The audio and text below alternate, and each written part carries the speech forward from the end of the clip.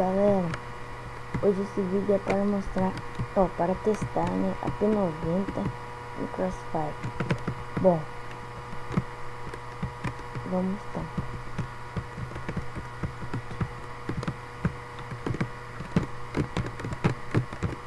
Já deu um HS. Bom, é boa para dar HS, né?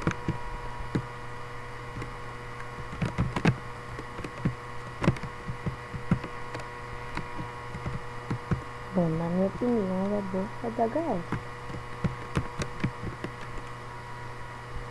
Demora um pouco para carregar, mas dá.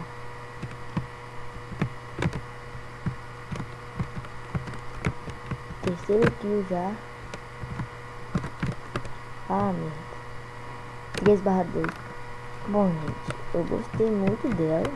Só que eu dei bobeira de não comprar a K-47. Não sei como que eu não comprei a K. Acho que eu tava meio doido da cabeça.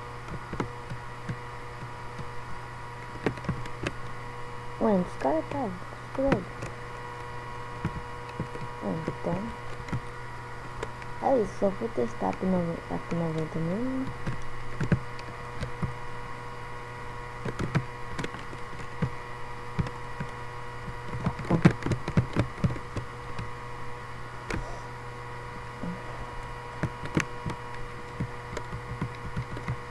Bom, gostei muito dela. Pra noob é boa, né? Outra da F. Bosta. Pensei que ia dar double kill. Então é isso, galera. Só testando a P90 mesmo. Fiquem com o vídeo aí, por favor.